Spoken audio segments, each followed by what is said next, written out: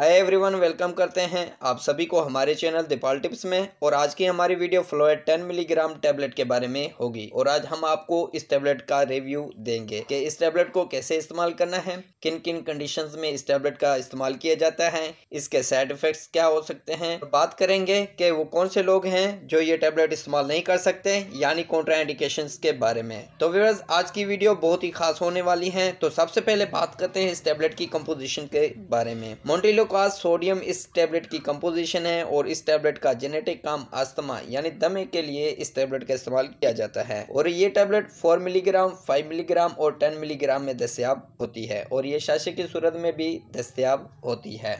और जो कंपनी इसको तैयार करती है वो एबर्ट फार्मास्यूटिकल तैयार करती है। व्यूअर्स, डिटेल में जाने से पहले अगर अभी तक आप लोगों ने हमारे चैनल को सब्सक्राइब नहीं किया तो वो कर लें और साथ में लगे बेल आइकन को भी प्रेस कर दें ताकि मेडिसिन से रिलेटेड आने वाली हर न्यू अपडेट्स का नोटिफिकेशन आपको मिलता रहे। और आप आए मजीद तफसील से जानते हैं इस टैबलेट के indications and benefits. Guys, Floyd 10 milligram की ये टैबलेट अस्थमा यानी दमे की डिजीज के लिए इस्तेमाल की जाती है और इस बीमारी में सांस लेने में रुकावट महसूस होती है, यानी जिन लोगों को सांस लेने में तकलीफ होती हो उसको दमा कहते हैं। और ऐसी कंडीशन में ये टैबलेट इस्तेमाल करना इंतहाई यूजफुल है। और इसके अलावा ये टैबलेट ब्रोनिकाइटिस की कंडीशंस में इस्तेमाल की जाती है क्योंकि ये टैबलेट एयरवेज को साफ करती है। गाइस, इस बीमारी में ये होता है कि हमारे फेफड़ों से जो ट्यूब जाते हैं और वो हमारे फेफड़ों को एयरवेज प्रोवाइड करते हैं और फेफड़ों से हवा बाहर जाती है। और अगर इन ट्यूब में इन्फ्लेमेशन पैदा हो जाए तो उस बीमारी को ब्रोनिकाइटिस कहते हैं। तो गाइस, ऐसी कंडीशन को ट्रीट करने के लिए भी ये टैबलेट इस्तेमाल करना बहुत ही यूजफुल है। और ये टैबलेट सख्त खांसी जिससे गले में खराश महसूस होती है और सांस लेने में दुश्वारी महसूस होती है,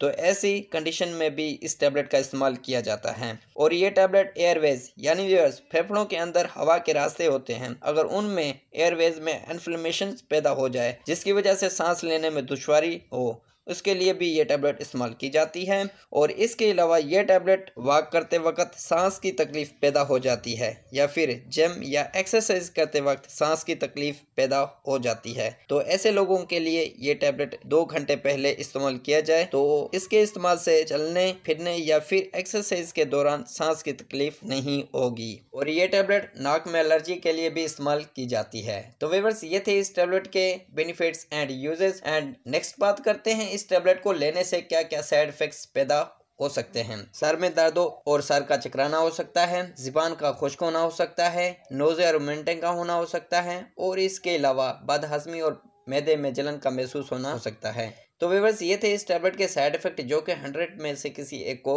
हो सकते हैं। और नेक्स्ट बात करते हैं कॉन्ट्राइंडिकेशंस के बारे में, यानी वो लोग जिनके लिए इस टैबलेट का इस्तेमाल करना ममनू है। प्रेगनेंसी में इस्तेमाल ना करें, दूध पिलाती माँ इस्तेमाल ना करें, लीवर के मरीज डॉक्टर की हिदायत के मुताबिक इस्तेमाल करें, और इसके अलावा हाइपर सेंसिटिव लोग इस्तेमाल ना करें, यानी वो लोग जो इस टैबलेट की कंपोजिशन से एलर्जी रखते हों वो इस्तेमाल ना करें। तो गाइज, ये थे इस टैबलेट की कॉन्ट्राइंडिकेशंस। और नेक्स्ट बात करते हैं हाउ टू यूजेस के इस टैबलेट को कैसे इस्तेमाल करना है। गाइज, एक टैबलेट शाम को खाना खाने के बाद इस्तेमाल करें और ये टैबलेट सुबह के वक्त इस्तेमाल ना करें क्योंकि इस टैबलेट को लेने से आराम और गुनंदगी का महसूस होना हो सकता है।